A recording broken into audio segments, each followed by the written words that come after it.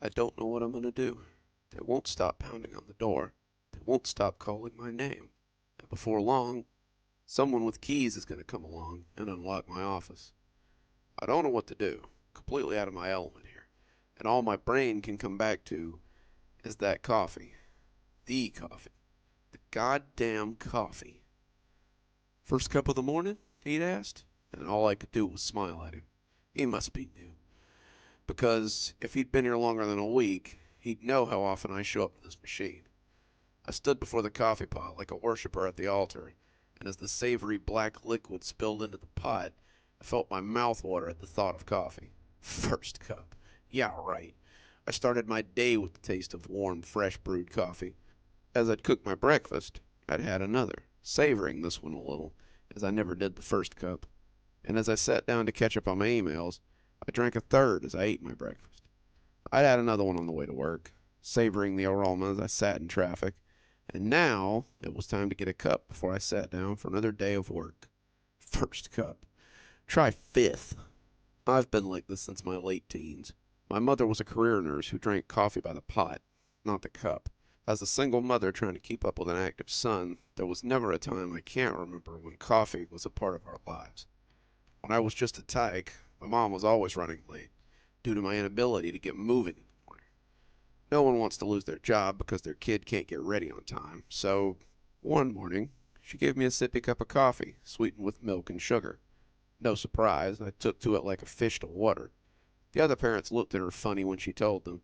She heard the usual sermons about how coffee would stunt my growth and make me hyper, but she always felt she knew better. The fact that I was never prone to hyperactivity and grew to top out about 6 feet seemed to have proven their worries were groundless. Coffee is life for me. It runs through my veins, and I always joke that when I die, I'm going to donate my body to Starbucks. I can be their flavor of the month. That cup looks a little rough, don't you think? I turned to see Chuck wander into the break room then, unrecognizable health smoothie in his My Body is a Temple shaker cup. The new guy greeted him as he came in, and I extended my hand for a fist bump. As he met my knuckles with his, I couldn't help but shudder a little at how scaly and clammy his skin always is. You'd think with all that rabbit food he ate that those healthy shakes would make his skin a little softer, or at least clear up his skin condition. It's got character, Chuck, unlike whatever you're drinking there. Chuck laughed. If character is what you call mushrooms growing in the bottom of that thing.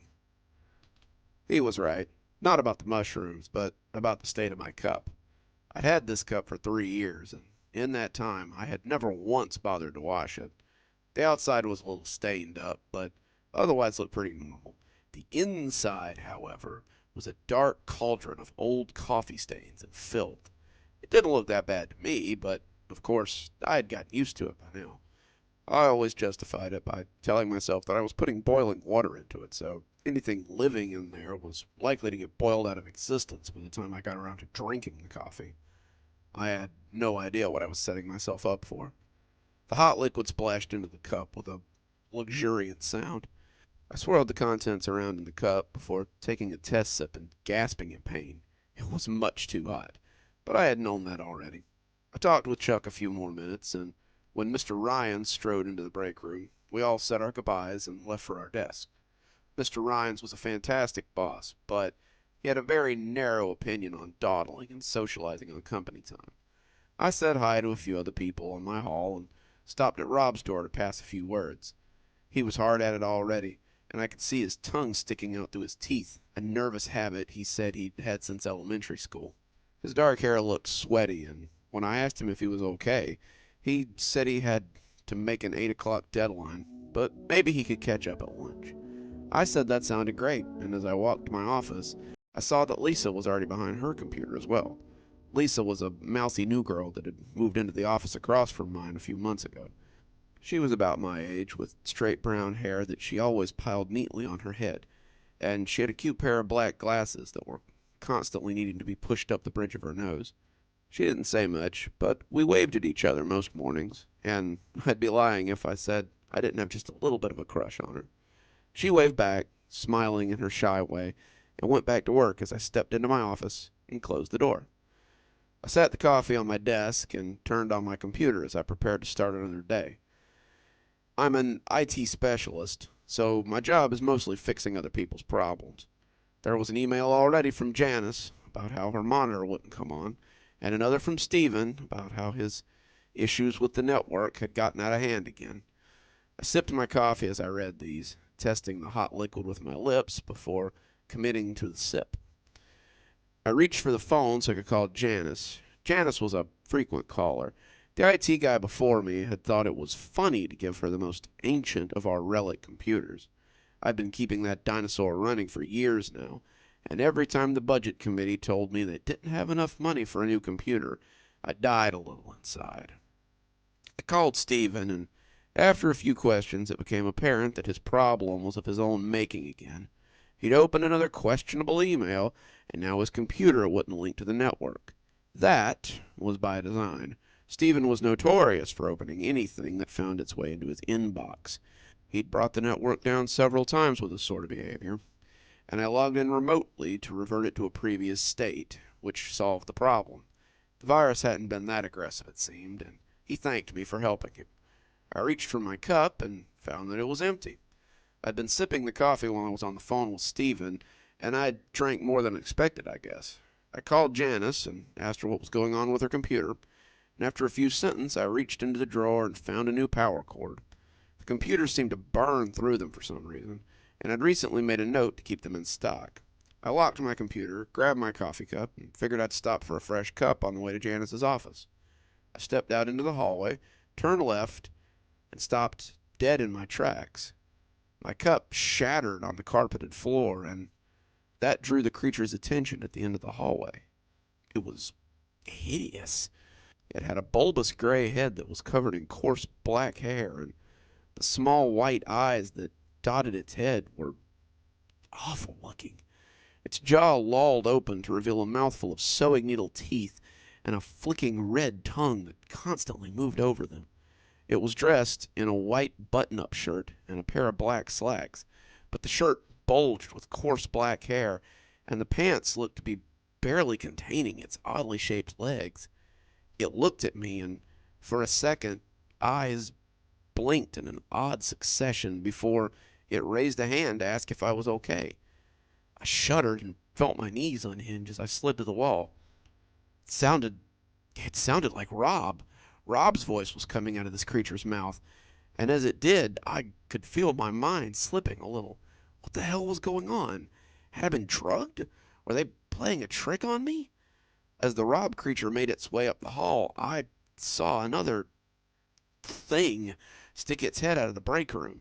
It looked like an enormous bat head stuck in a business suit, and in one clawed, scaly hand, it held something that looked like Chuck's smoothie shaker.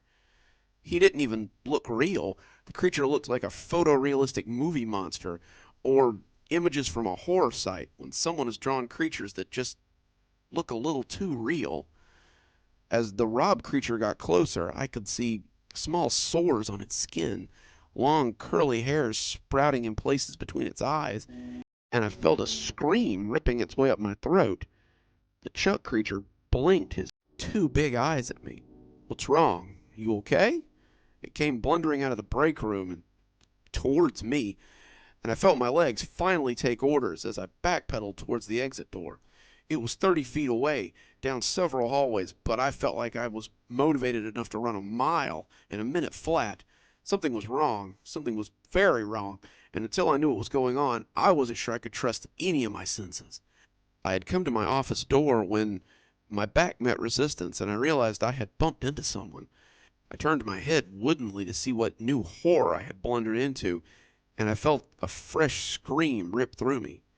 It was a spider, a giant spider, but with a body on top of its abdomen like some fantasy creature from a video game. Its torso was vaguely feminine, breasts poking from beneath a blue cardigan that hung over its shoulders. Its 8 chitinous legs clicked on the floor as it took a step backwards to assess me. It looked at me with familiarity, and I could see that it had shiny black hair piled on its head above its 8 rotating eyes. 2 eyes seemed to be covered by thin metal glasses, and I blundered towards my door as I realized who it was. The spider thing was Lisa. Sorry, are you okay? I didn't mean to. I didn't let her finish. I pushed my way into my office and slammed the door behind me. I locked the handle, pushed my chair under it, and cringed against the farthest wall I could get to. What in the hell was going on? Had had that been real? What was I seeing out there? That couldn't be my colleagues, could it? They had sounded like them, even sort of acted like them, but the creatures out there had been so nightmarish that I couldn't even process it. All I could do was huddle under my desk, knees pulled up to my chest, and try not to cry as someone knocked on the door. You okay in there? It was Chuck. You scared Lisa half to death, man. I think she's crying in her office right now.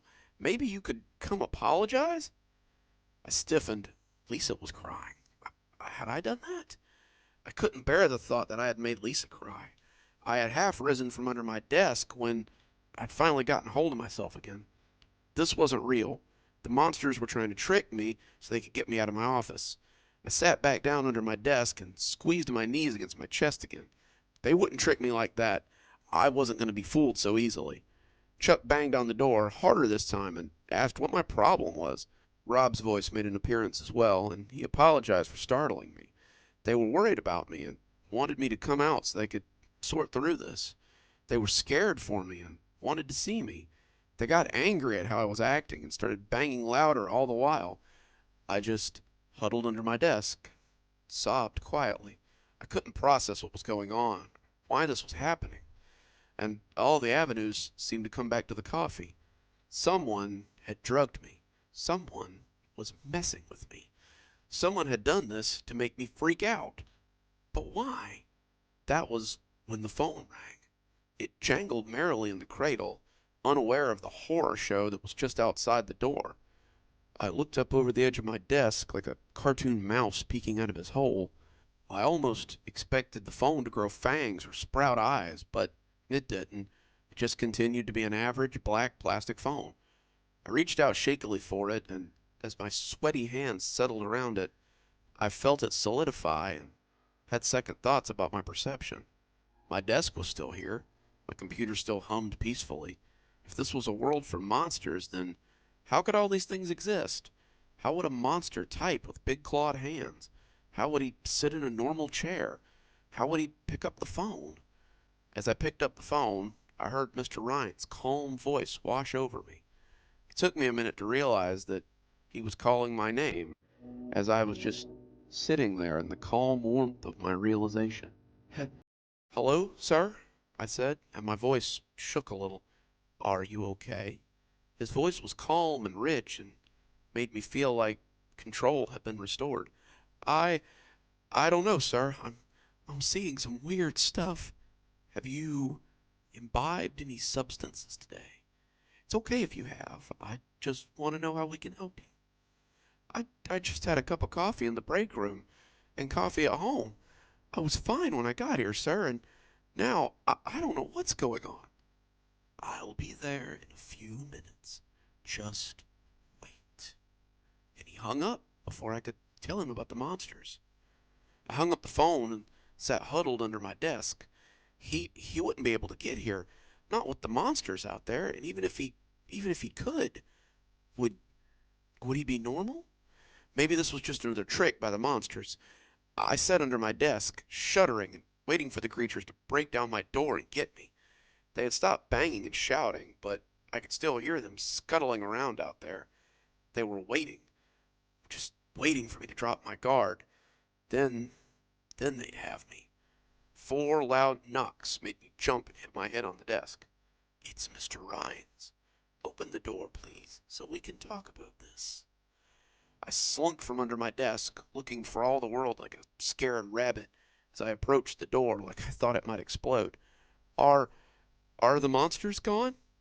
He didn't answer right away, probably hoping he had misheard me. Monsters? I put my mouth close to the door jamb and whispered, The monsters are out in the hall. No, no monsters. Why don't you let me in so we can talk about all this and get everything straightened out? Your friends and coworkers are worried about you, and are anxious to get this sorted out. My hand shook as I set it on the doorknob. I must have been wrong. Maybe I'd just had a psychotic incident or something. Now everything was back to normal. I had I had acted like an ass, scared the hell out of everyone. It was time to go face the music, maybe find out what all this was about, and as I wrapped my hand around the knob, I was sure that everything would be back to normal when I opened the door. As the door came open, the worst horror of all was waiting for me. He was a demon. His skin was the color of burnt pork, and was awash with cracks and blisters that opened and oozed as he stood before me. His hands were cruel claws sprouting from the cuffs of his Armani suit, and his wings extended like a miasma behind him. His face was a wide, lolling mouth, eyeless and earless, with a massive set of ram's horns that curled above the door jamb as he hulked in it. When he opened his mouth, I heard the voice of Satan himself, the lilting voice that invited Eve to eat an apple, and I knew that I would never be able to deny him if he spoke. Now, let's see what all this is. I slammed the door in his face, and they've been banging at it for nearly 30 minutes. So here I sit, writing my experience in the hopes that someone will take something from this before they burst through the door and get me. As I write, though, a sobering feeling has occurred to me. There's a mirror in my desk. As I write this, I can't help but look at the drawer and fight the urge to pull it out. As I sit here panicked, afraid that I have somehow found myself in a world of monsters, I never stop to think that maybe the problem is me. Maybe I've lived inside a delusion my whole life. Something in that odd cup of coffee triggered me to see the world for what it really is. Could it be possible that if I were to take that mirror out and look at myself, I could see my own scales and fangs and slime as well? Could it be that somehow the veil has been pulled away and I'm finally seeing the world for what it really is? I guess the lesson here is this. Maybe a little soap and water is cheaper than the loss of your own sanity. Maybe I should have listened when they told me to clean my damn cup.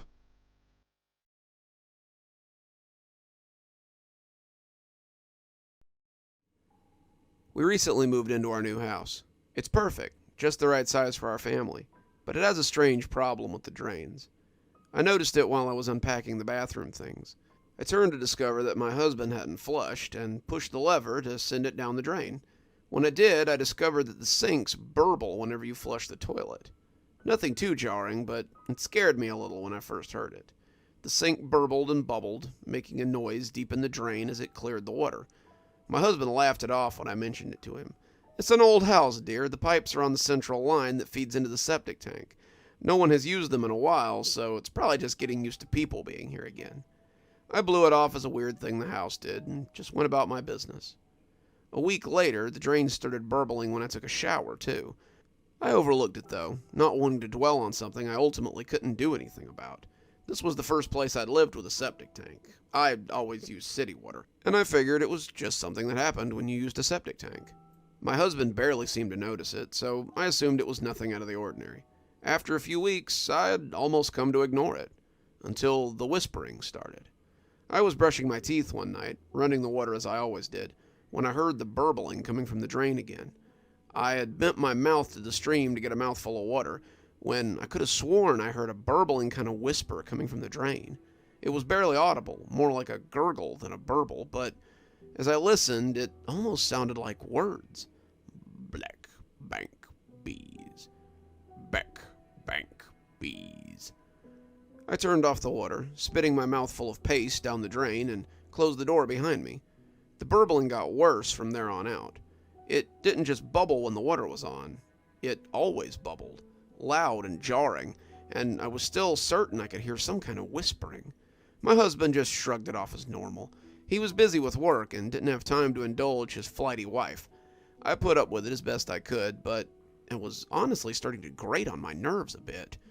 I heard it in the kitchen, the living room, and especially whenever I had to go to the bathroom. The bathroom seemed to be the epicenter, and as the days progressed, I became more and more confident I could hear words amidst the gurgles. I lost my cool one night when my husband was working late.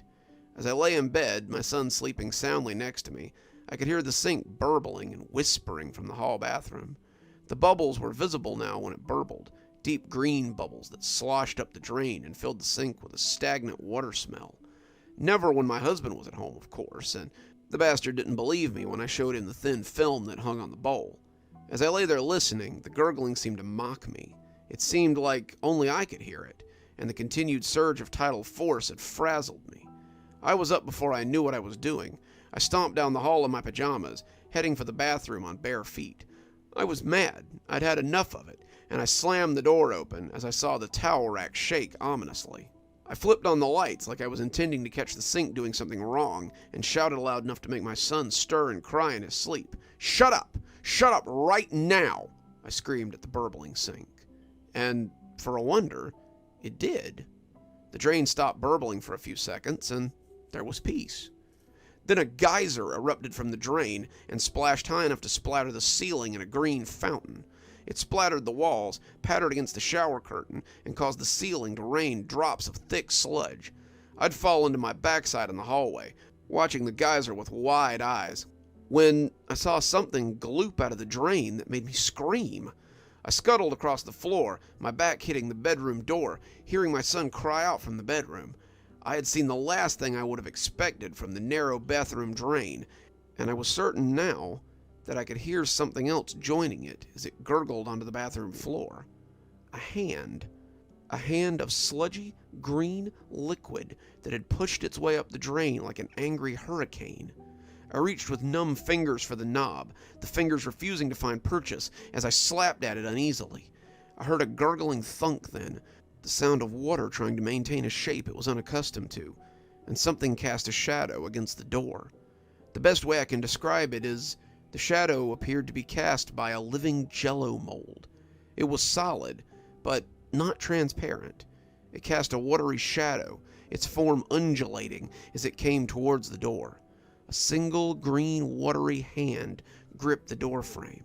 I screamed as it lumbered into the hallway, and my grasping hand felt like a dead fish.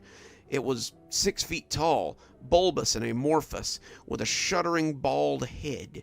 Its eyes were murky green coals, and its form was a wiggling mass of barely contained fluid. The fluid was, well, it was awful. It had clearly drawn its matter from the septic tank, and the things floating within the water didn't bear thinking about. It took a single unsure step, the unstable golem shaking as it took another tottering step forward. My son was screaming now, unsure where I was, and his terror only amplified my fear. As it wobbled towards me, leaving puddles of oozing liquid on the floor, I heard the burbling voice again as it whisper wailed its words. "Beck, bank, bees. Beck, bank, bees." I tried again to open the door, my eyes locked in terror on this watery monstrosity. "Beck, bank, bees. Beck, bank, bees." I felt my own water puddle on the floor as my bladder let go, the creature towering over me. "Beck, bank, bees," it yelled. It leaned over me, and I could feel the stagnant drops fall onto my face. I wanted to cover my nose. It smelled like raw sewage, but I was too afraid to move. I was sure in that moment that I would never see my husband or my son again. He would return home to find me dead, maybe find our son dead too in his bed. He would see the water and always wonder what had happened to me.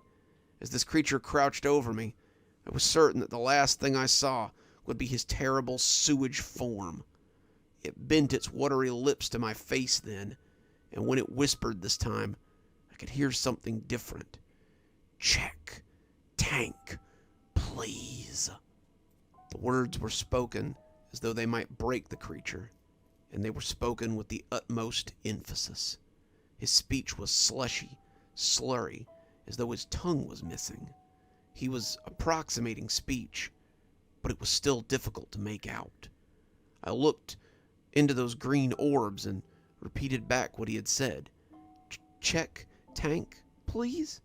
It nodded its liquid head, its featureless face almost looking relieved. Then it melted into a deluge of stagnant water, and I was covered in buckets of disgusting sewage. My husband didn't believe me. I was still cleaning up sewage when he came home, and he was utterly flabbergasted.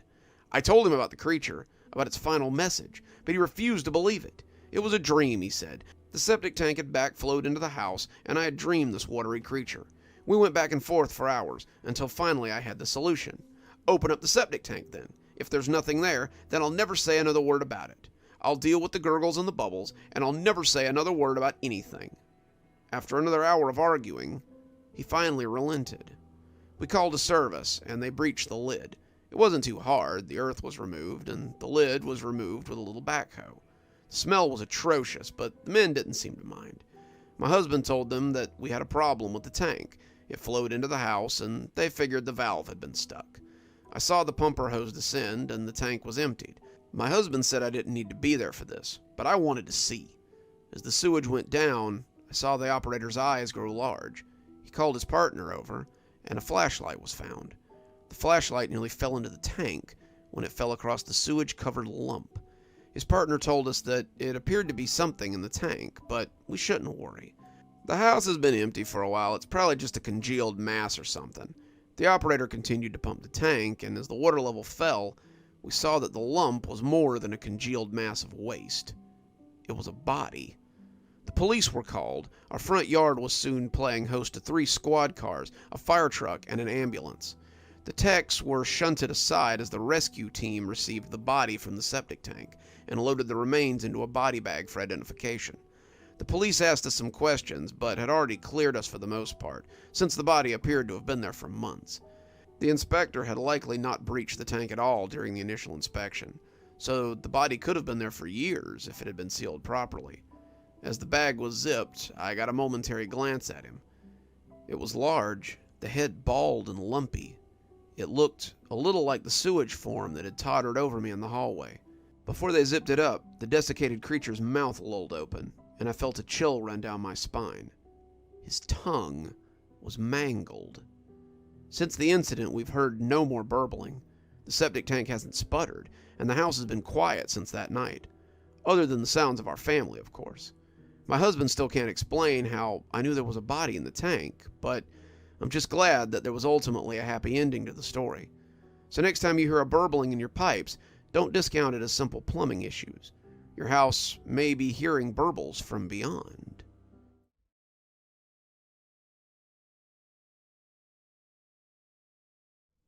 I need to tell someone about this, mostly to get it off my chest, but also because, screwed up as the situation is, it's one of the best stories I've ever heard.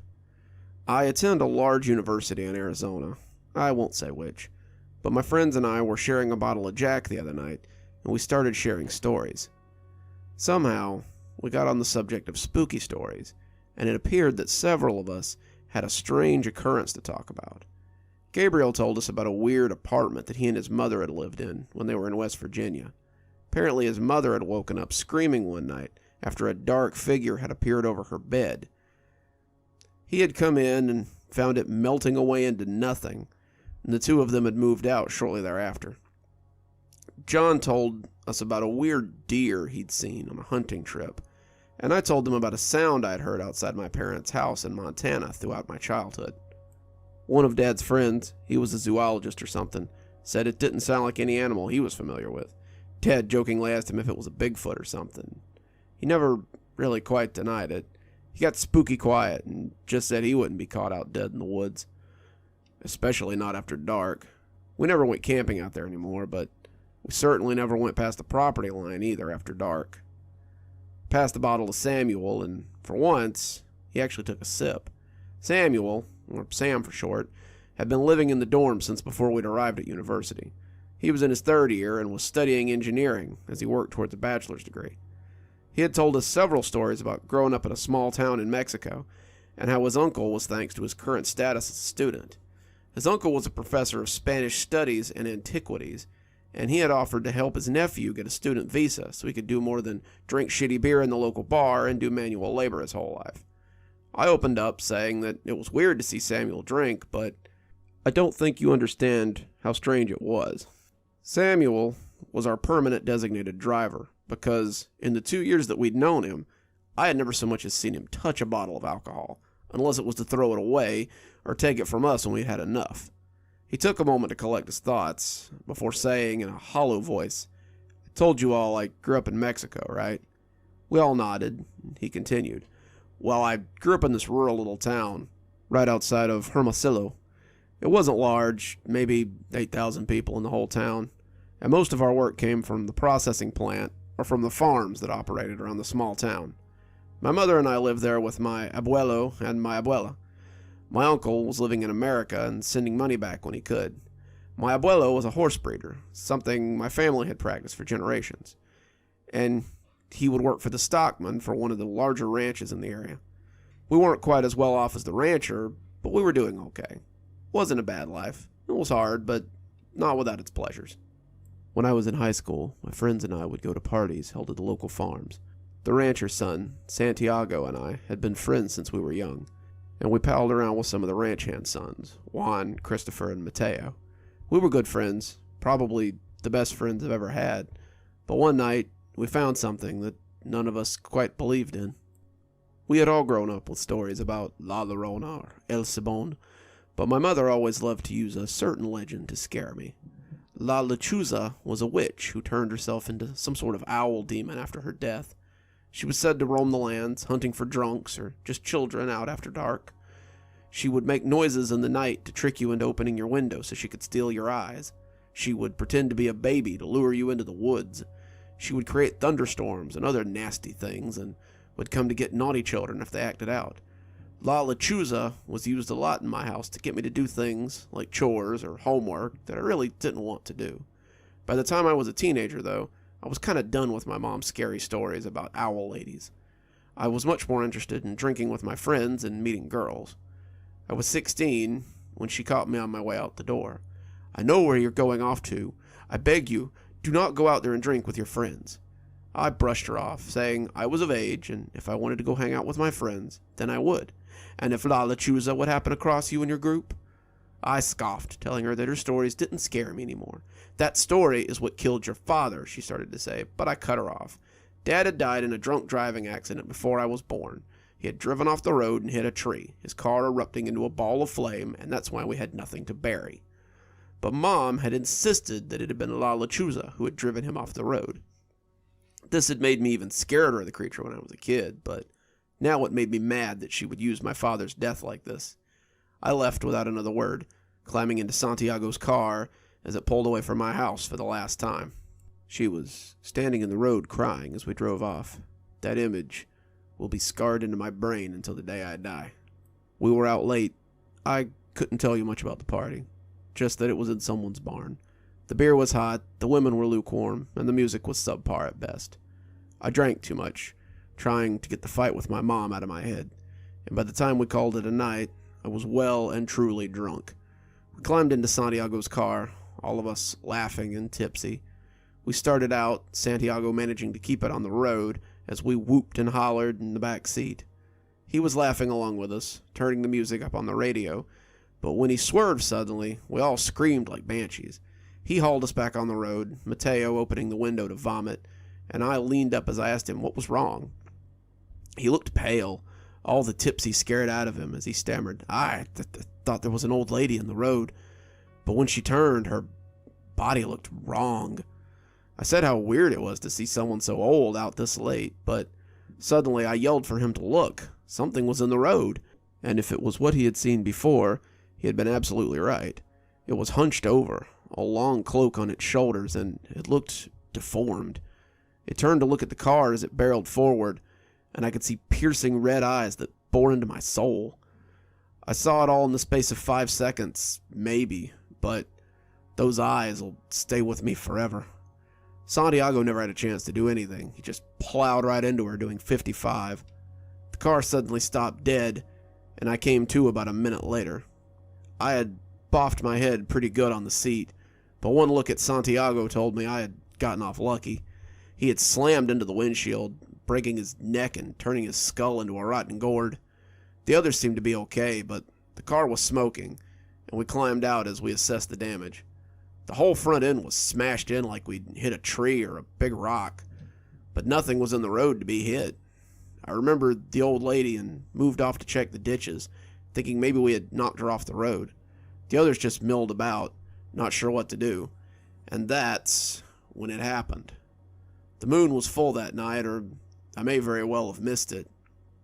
A shadow passed over me, a thing with a wingspan like a condor, and I looked up just in time to see it drop onto my friends as they stood huddled around the car. It had landed on Juan, breaking his back and riding him to the ground.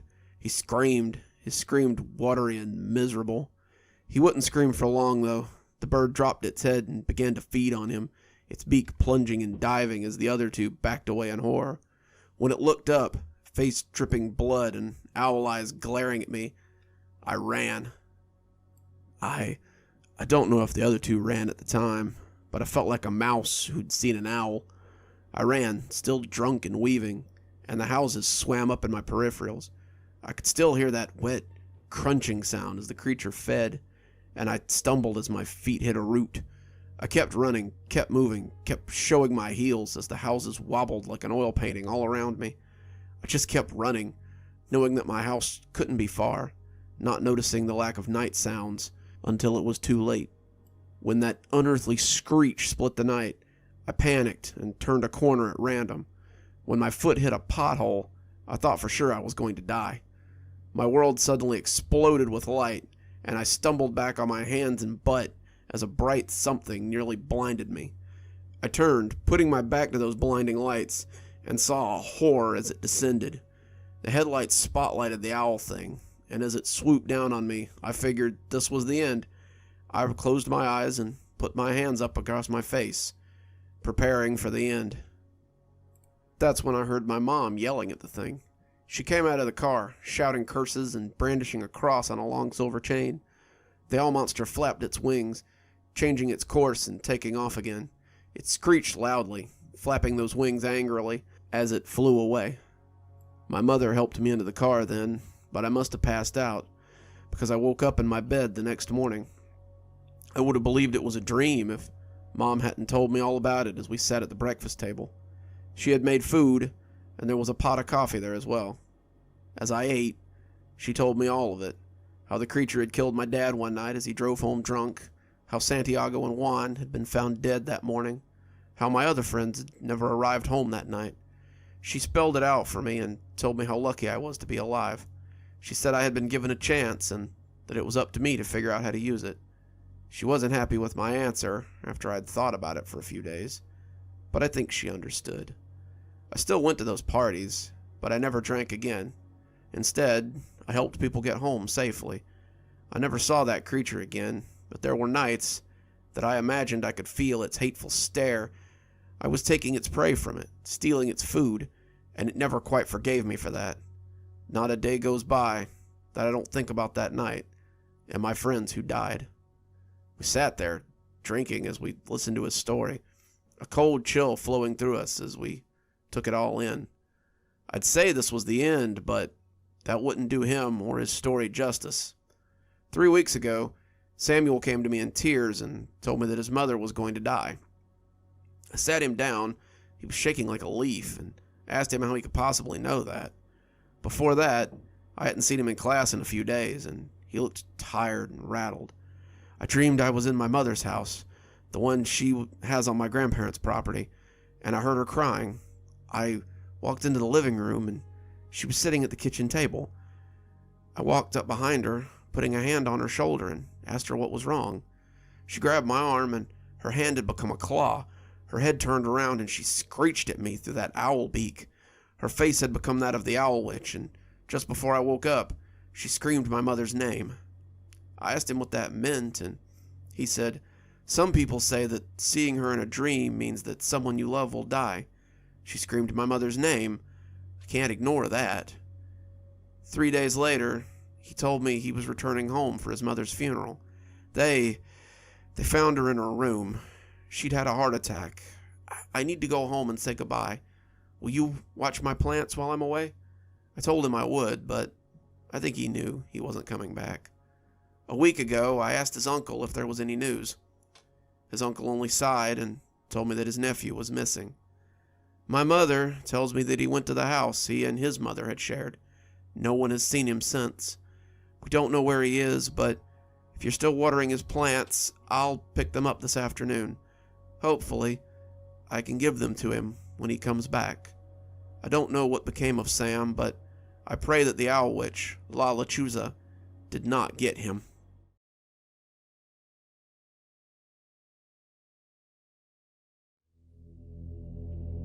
The storm was one of epic proportions. It closed the schools for 3 weeks, right up until Christmas break.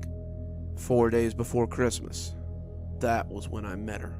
Better not stay out too late or Soap Sally will get ya. Mom called this after me, right as I went out the door to go play with Rob and Terrell. I rolled my eyes, slipping on my mittens as I grabbed my sled from behind the door. Sure, Mom, I'll be sure to watch out for Soap Sally. That was always what my mom told me. Her little attempt to scare me when I was a kid, I think. When I was younger, 4 or 5 maybe, Mom would use it to make sure I was inside before the streetlights came on. I remember the first time she ever said it to me, the moment ingrained in my brain forever. I was heading out to play in the sandbox in the front yard, something Dad had spent all day building on his day off, and she had offhandedly told me to make sure I was in before the streetlights came on, or Soap Sally would take me away. I had stopped, a little pale and shovel in my hand, and asked her who Soap Sally was. My mother just shrugged and said it was something her mother had always said, and the two of us had used it as our kind of personal joke from then on. Better get the groceries in before dark, Mom would say. Soap Sally might get you. Better hurry up and take the trash out, Mom would say. I think I hear Soap Sally prowling around. We'd done it for so long, it was just kind of normal. But I wasn't a baby anymore. I was 12, and I knew Soap Sally was just a boogeyman that adults used to scare kids. She was no more real than the Wampus Cat, another of my mother's colorful stories, and I put it out of my mind as I ran to join the others. Terrell had told us that his brother had told him about a big hill near Basker's Pond. It's so steep that when you come down it, you almost fly, he said.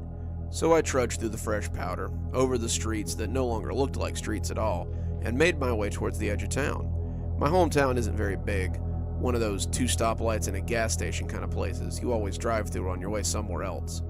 There were maybe 20 kids my age in town, and our whole school could have probably fit in your graduating class. We knew we were living in a podunk town in the Georgia hills, and most of us dreamed about getting out after high school and doing anything but staying here. For some of us, that dream was actually realized. For others, the cemetery was all we had to look forward to. I met Terrell near Basker's Field, a small little picnic area that butted up against Basker's Pond.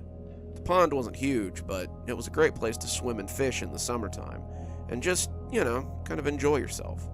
Today, however, it was a winter wonderland of fresh snow and chilling wind. Terrell was bundled up to the eyebrows in a thick ski jacket, and his snow pants had little rolls in them that made him look a little like the Michelin Man. He too was clutching a battered old sled, and when he spoke, I could see the air puffing from his mouth, even under his hood. About time. Where's Rob? That was when we heard a loud yell from up the road, and Rob came running with a banana yellow disc under his arm. He was wearing a matching ski suit and a pair of thick snow boots that seemed to be the only thing he wore that wasn't yellow. His voice cut through the sound of the wind like a foghorn, and I wondered if we were the only people in town not inside right now. It was a little spooky, even in the middle of the day. Took you long enough, Terrell said. Are you ready to sled? If this hill is half as cool as you say it is, T, then I'm ready to sled till midnight, Rob said excitedly. With that, we set off. We had all seen the hill in question. Overlook Crest was the place to spread your blanket on the 4th of July to watch the fireworks, or to picnic on, or to just sit and watch the boats as they went out there fishing during the warm months. It offered a great view of the water, and as we trudged up it, the hill felt twice as steep as usual. The snow made it slippery, and the 3 of us were laughing and pushing as we reached the top. Terrell won, of course. Terrell was a beefy kid, and he was harder to push down than Rob, who was mostly skin and bones. He set his sled against the snow, and when he slid down, he really did seem to fly. We spent the day on the hill, sledding, snowball fighting, making snowmen, and generally enjoying the day. Blizzards like these were rare, and we'd been having a lot of days like this where we were just free to be kids and enjoy our childhood. Sometimes we linked up with others from school to have snowball fights or play games, but mostly it was just Terrell and Rob, and me of course, enjoying the childhood we had before it was over. We had all expected it to end when we went to high school, the dying place of childish things, and not one of us could have guessed that it might be something childish that ended our innocence. I didn't notice it was getting dark until the streetlights came on and sent a dazzle of diamonds up from the snow. Ah, crap. Mom's gonna be mad if I'm late. Oh, relax, Rob said. It's not like we have school tomorrow. As long as you're home before bedtime, why would she care? Rob's parents were never home, leaving him in the care of his aunts or his grandmother since they worked late. Terrell and I, however, had mothers and fathers who would expect us home when the streetlights came on, and I could see Terrell shuffling nervously too. We were all poised at the top of the hill, preparing to race to the bottom, and when Rob saw our looks, he rolled his eyes and jumped. "Last one to the bottom is a baby," he sing-songed. We all jumped then, putting on a burst of speed as we tried to catch him. As we came down, I began to hear a strange noise, the rumble of something rolling down the street, the jingle of an almost merry bell, and the hum of a gravelly voice. I looked around, trying to find the source of the noise, and that's when I saw her walk under a streetlight. It was an old woman, pushing a wheelbarrow or a small cart. We were heading right for her, and Rob was turned around backwards so he could laugh and mug at us. "Rob, look out!" He turned just in time to smack face first into the cart. We swerved to a stop, Terrell and I running down the hill the rest of the way. We could already see the old lady bending over him to inspect the prone boy, and under the glare of the streetlights, he looked pretty bad. There was a big gash on his forehead, the blood leaving red streaks down his yellow ski suit. Rob was groaning when we approached, and the woman looked up at us, smiling feebly as she rose to her full height. She was as wide as she was tall, and she was nearly 6 feet. She wore a voluminous black dress, her hair caught in a scarf or a kerchief that trapped it against her head. Her hands were liver-spotted, her fingers long and spidery as they sank back into her sleeves. The cart she was pushing seemed to be empty, and I figured she was on her way to pick something up when we bumped into her. There was a bell attached to it, and Rob flopped back against it, making it tinkle merrily. "Dear me, I didn't see you there, son. Are you okay?" she said in her thin, spidery voice. We helped Rob to his feet, but he was shaky and hardly able to stand. I was worried that maybe he had a concussion, maybe even a broken skull, and I wanted to help him get to the house as quickly as I could. Terrell asked the woman if we could borrow her cart, but she said she needed it later and couldn't loan it out. "But I'll help you get back to my cottage so you can call for help. I'll make you something warm to drink while you call your parents and let them know what happened. Put him in the cart now. You can help me push him back to my house." I was hesitant. Mom was always clear on not taking rides from strangers, and certainly not going to their house. But Rob groaned and wobbled then, which made up my mind. Our town was so small after all. We may have never seen this lady before, but there was very little chance that she would want to hurt us, right? No one ever wanted to hurt us, and despite all the lessons about stranger danger, we had never even heard of anyone getting kidnapped. We loaded Rob into the wagon, the bell jingling as he slid in, and pushed it back the way we had come. As it turned out, the woman lived in the woods behind Basker's Park. The tires rumbled over the wood chips that led to her house, and Rob groaned as we jostled him in the cart. We had left our sleds behind, and we moved unburdened towards the dark little cabin at the end of the long road. It looked spooky at night, not a candle or a light inside. "You can push him right in the front door," she gravelled out. As we neared, something screamed at me not to go inside that house, though. Common sense seemed to have reasserted itself, and when I paused on the steps to the front porch, the old woman and Terrell barely noticed. As the door came open, I could smell something like wax melting, a warm, aromatic smell of tallow.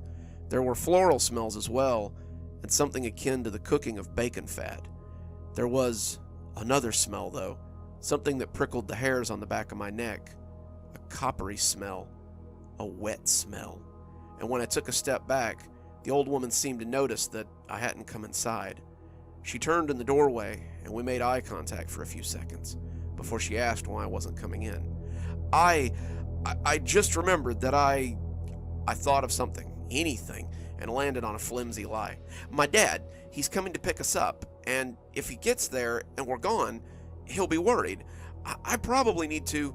I turned to go back down the cedar path, but suddenly her hand was around my wrist. I felt my breath catch as I looked down at those long, spidery fingers. The bones creaked beneath her skin, and the flesh around them was so thin that I imagined I could see them through the pale wrapper. As firm as her grip was, her skin was waxy and slick. It reminded me of nothing so much as candle wax, heated tallow, and when I looked into her face, I could see nothing human there. Her face looked like an exceptionally well-crafted mask, a mask made of human skin. "Come inside," she whispered, and I could see that her mask bore too much makeup. She had really caked it on, and it made her look almost clownish. Whoever had applied it roughly. Her eyes were like black pits beneath all that dark eyeshadow. I whispered, my tongue now dry as it battered against my chapped lips. "I just need to tell my dad where Your father can't help you now," she breathed, grinning with her mouth full of gravestone teeth. "Don't worry, you'll see him very soon." She yanked my arm then, and I saw my one chance to escape. I pulled back hard, nearly toppling her from the porch, my arms slipping out of her greasy grip. I was running flat out as she cawed angrily behind me. I didn't stop running until I reached my house. My mom was waiting for me on the porch, looking angry as I came running up. She asked what I thought I was doing out so late. She asked if I meant to meet Soap Sally, as she always joked about. She asked me if I intended to freeze to death out in the snow. All those questions went unanswered. All her anger disappeared as I wrapped my arms around her and told her that some old lady had taken Terrell and Rob. She called the police, but seemed angry when she hung up. She told me that they must have thought she was someone pulling a prank. They told her that they would get right on that, and the next time Soap Sally came after her to make sure there was less than a foot of snow on the ground. She sent me to bed, but my dreams were full of the old woman and her deep, pitiless eyes. In my dreams, she got me. In my dreams, she cackled as she peeled my skin. I woke up the next day to hear Mom on the phone with Terrell's mom. "He came home in a state last night. Said some lady had Terrell, just like I told you last night. Didn't you find anything? I'll ask him once he gets up. If he comes home, let me know, please." She hung up the phone and came to talk to me. The police came by later that day to question me. I guess they were taking the disappearance of 2 children a little more seriously now. I told them exactly what I had told my mom. Rob had hit his head, and the old lady had offered to help us. We put him in the cart and pushed him to her house. I got spooked and tried to run, but she grabbed me. I got free and ran to the house. I told my mom what had happened, and she called the police, but they didn't believe her. It seemed like they were interested in this house now and asked me to take them there. I gave them directions, but I refused to go anywhere near that place. They came back later and told me that the house appeared to have been abandoned for years and asked me if I was sure. I told them I was, and they said all they had found was a bit of dried blood and a black dress that might fit a horse. They didn't believe me, that much was apparent, but they believed me after the soap arrived. I woke up one morning about a week after Rob and Terrell disappeared and walked downstairs to the smell of breakfast. Mom was making flapjacks and bacon, and the smell turned my stomach a little as the familiar odors assaulted my nose. To this day, the smell of hot fat makes me want to puke, and the smell of it always takes me back to that house and that day. "Sweetie, could you bring the milk in off the front porch?" I looked outside. "Snow's 3 feet deep, Mom. I doubt the milkman ran today." "Well, I heard someone on the porch a few minutes ago. They left something and didn't knock. See if it's the milk before it freezes, please." Sitting on the mat was a small wicker basket. Sitting on a bed of black cloth were square packages wrapped in wax paper. I felt my breath hitch as I saw the cloth, but tried to shake it off. What didn't remind me of the old woman in the woods these days? I reached down to pick up the package and felt the semi-solid brick of soap as it smooshed a little between my fingers. I unwrapped it, not sure who would leave soap on the doorstep, and that's when I saw the note. It was under the soap, written in a long, spidery hand, and the words sent a shudder through me that the winter chill couldn't top. "See you soon." I felt the soap slip from my numb fingers. When it hit the boards, I looked down and saw something that pushed a scream up my throat. It was a bone. A finger bone. The police told my dad that it was Rob's finger bone, but they found trace evidence of Terrell's bones in the other bar of soap. Both their parents had received similar baskets of soap, and, unfortunately, Rob's grandmother had brought it out of the bathroom when the police came to check. She had been washing her hands with it all day, having no clue that she was washing her hands with her grandson's body. My own grandmother came to visit a few days later. She and Mom had a long talk about something, and I got the feeling that Mom didn't want her to tell me something. As she shuffled to my room, I couldn't help but shudder as I imagined my door opening to reveal a huge woman in a black dress and a shawl leering at me as she smiled with her witch's grin. When Grandma knocked, I told her to come in.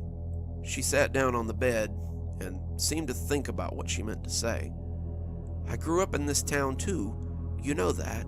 One night my friend Grace and I were late coming home from a church dance.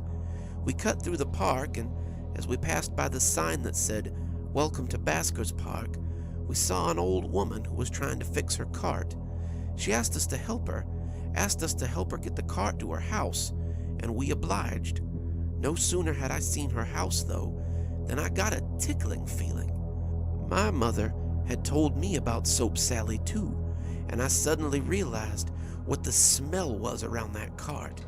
It was tallow and lye and blood.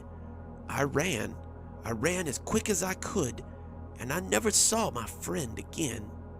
You got real lucky, kiddo, but don't press your luck by being careless," she said, giving me a little hug as her bones creaked in that way that Soap Sally's had.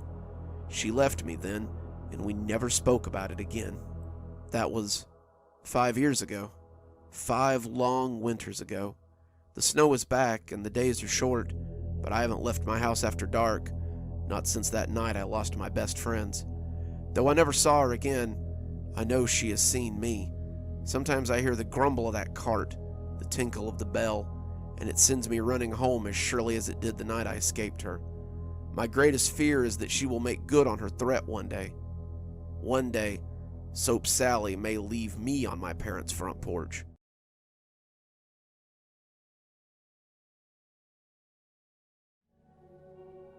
There's a legend in my town that has always stuck with me, and it's something we grow up hearing since we're very small. Tommy Cold Toes is as much a part of our lives as things like Soap Sally and the Wampus Cat. It's a story that our parents used to scare us into behaving. It's always the same thing, said in those tones of knowledge that make you believe it's true. Better get to bed on time, or Tommy Cold Toes might decide to crawl into your bed. You better not get up to mischief, or Tommy Cold Toes will find his way into your bed. Don't you dare lie to your mother, or Tommy Cold Toes will let her know. The story it comes from is even more chilling than the thought of a ghost in your bed. It's a story about how even a town with less than 1,000 people can host a murderer. Our town was founded in 1789 by a handful of settlers. By 1819, they had either befriended or conquered the Indians that lived in the area, and their daily struggles were mostly personal. The town had around 300 residents, give or take, and one winter they had a problem with a lake in the area. Mather's Lake was a common place to find picnickers or fishermen, but this winter it became the dumping ground for a serial killer. The accounts say that the sheriff was called to the lake one morning at first light to assess a body. A fisherman by the name of Jeremy Gooding had come before dawn to cut a hole for some ice fishing. As the sun rose, however, he felt like someone was watching him. When he looked down to find a body looking up at him through the ice, he said he nearly had a heart attack. The man had gone in his wagon and driven back to town to get the sheriff, and the sheriff had brought a few men with him with saws to break through the ice. With the help of the fishermen, they had pulled out the body of Gilbert Campbell. Gilbert was a farmer from the area and a notorious sot. He wasn't a very good farmer, and it was well known that he had too many mouths to feed and not enough money to afford his drinking and his children. The general consensus was that he'd been walking across the ice on his way home from town and had fallen through and drowned. He couldn't swim, this was widely known, and he was likely too drunk to properly flounder to the surface. His wife and children mourned him, but it was all chalked up to an accident, and life went on. When Gooding went to the same lake 2 weeks later and found 2 more bodies floating beneath the crust of ice, it was harder to push it off as an accident. The victims, Delbert Moore and Winston Fergan, were from the town, though Delbert was a day laborer and Winston was a blacksmith's apprentice. While Gilbert's route home would have taken him across the lake, there was no reason why either of these men should have been in the area. Delbert worked for a farm on the other side of town, and Winston lived above the blacksmith. The sheriff refused to entertain the idea that these could be anything but accidents, but when the 4th body came out of the lake, he had to admit that they might have a problem. The 4th was Harvey McMillan, the son of Drake McMillan, who owned the local bank, and Drake was mad to catch the man who had killed his son. As Mr. McMillan leaned on the sheriff to get results, the sheriff began to apply more pressure to people of interest. There were patrols set up around the lake, and the other local fishing holes were checked for signs of bodies. That was when they discovered 4 more bodies, all farmhands or laborers, and a pattern began to become apparent. All of them were immigrants, except for Harvey. Harvey was born in town, but he'd taken his accent from his father, and the sheriff supposed that's why he had been targeted. It appeared they had a problem on their hands, and it was a problem that the sheriff was very interested in solving. The local sheriff was supposed to keep the peace, and if he couldn't protect the people from whoever was dropping them into the frozen lakes, then they would find someone who could. The town had instituted a watch, keeping citizens on the street to a minimum after dark. They had to assume that these deaths were the result of people being coerced away after dark, and if they could limit the killer's potential victims, then they could catch him in the act. They suspected Jeremy Gooding for a time, but the boy's alibi was strong. There was a rumor going around that a strange woman might be responsible, luring men away from the tavern so she could hide her crimes beneath the ice. They picked up a few women who frequented the local watering holes, but they were released in short order. For a time, the town lived in fear of who would be the next body pulled out of the icy lake. Then, just as December began, they found the body of Thomas Graves. Thomas, Tommy to his friends, was new in town, but well known by those who frequented the tavern. He was a laborer, but his exploits were known to lie at the bottom of a tankard. Tommy could drink any man in town under the table, and his thirst was as prodigious as he was. What's more, he wasn't prone to anger or the hooligan behaviors of his peers. He was a sociable drunk, a cheery sot, and everyone knew that he could drink a keg and still be awake to do the milking at first light. So when the sheriff was called to Carter's Pond at dusk to collect him, it was considered a shame by all. He had sent a pair of constables out to collect him in a wagon, and as they pulled him from the lake, they say his skin was as blue as the ice atop it. They checked his pulse and found him stone cold dead, so they loaded him into a wagon and took him into town. This was December, so the snow was deep and the road was pitted. They had a sheet over him as he lay in his funeral wagon, and the men shivered as they rode with only the moon to keep them company. Both were in some hurry to be done with this task, so they could get to the tavern themselves before heading home to their wives.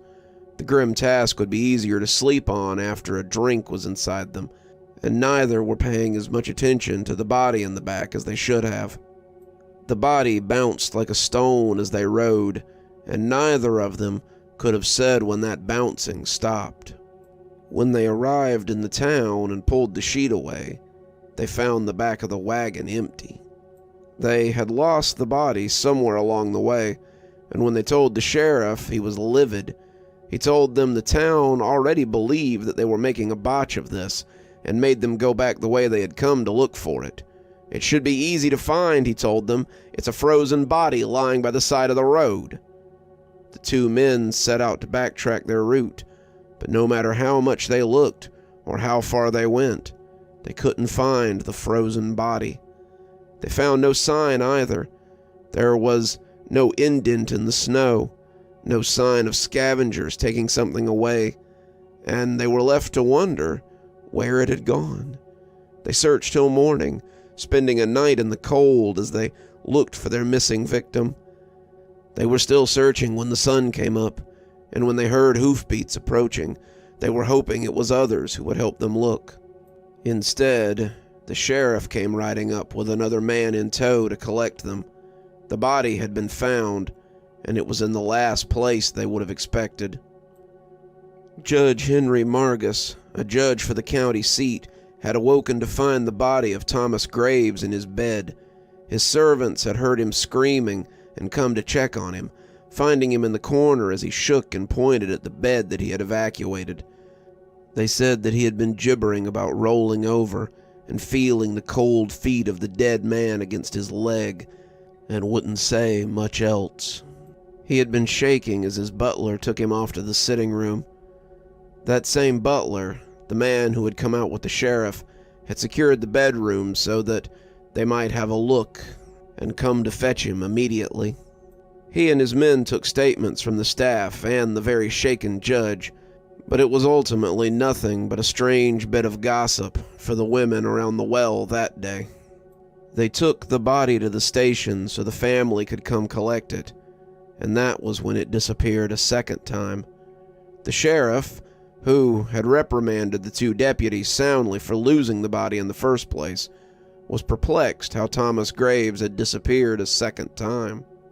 He was less perplexed when the judge's footman arrived in the morning to say that Thomas Graves had appeared in his master's bed again. The sheriff arrived to find the man shaken, unable to even speak, but he stuttered about the cold toes of the dead man that had pressed against him as he slept. They took the body away and decided it might be time to bury Tommy Graves so he would stop haunting the judge's house. He would have no idea how fitting a statement that would turn out to be. They buried Thomas Graves in a pauper's grave in the churchyard and thought that they had seen the end of him. They had considered leaving him in the crypt in case his family decided to come for him, but the sheriff was becoming tired of whoever was using Thomas to bedevil the judge. The man hadn't been to court in days, and it was said that the incident had rattled him. The sheriff watched as the undertaker and his apprentice buried Thomas Graves 8 feet in the ground, and hoped that this would be the end of the trouble. It hadn't gone unnoticed that there hadn't been another body found since they had pulled him from the ice, and some of the townspeople were whispering that Graves might have been the killer. Now his body was haunting the judge after death, and somehow that seemed to make it more believable that he was the one putting people in the ice.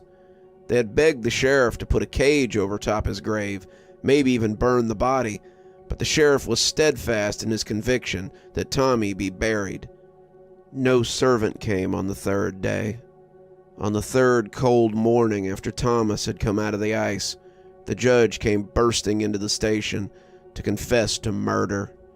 He confessed to the murders of all those pulled from the ice, including Tommy Graves. The sheriff's hunch had been right, it seemed, and he confessed to killing all of them because they were immigrants. He had never liked foreigners and assumed that no one would notice if a few of them went missing. He had assumed that someone would catch him after killing Harvey McMillan, but when he had walked away scot-free, he felt invincible. That was before, though. Now he was being hounded by the vengeful Thomas Graves and wanted the sheriff to protect him. I would have never killed him if I had known he would haunt me so. The sheriff knew they would find Tommy in the man's bed again, and that's just where he was when they went to collect him.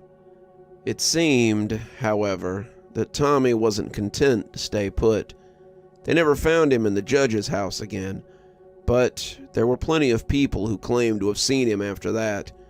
Usually it was a shadowy figure walking along the road to town, the same route the wagon had taken when he had disappeared. Others say they've seen him near the lake, where he died, walking along the shore and watching the water. Others, however, claim that those with secrets, those with guilt, feel the press of cold toes against their leg in the night and know it's time to confess. I've never felt them, but I know people who claim they have, and that's as good as a confession around here.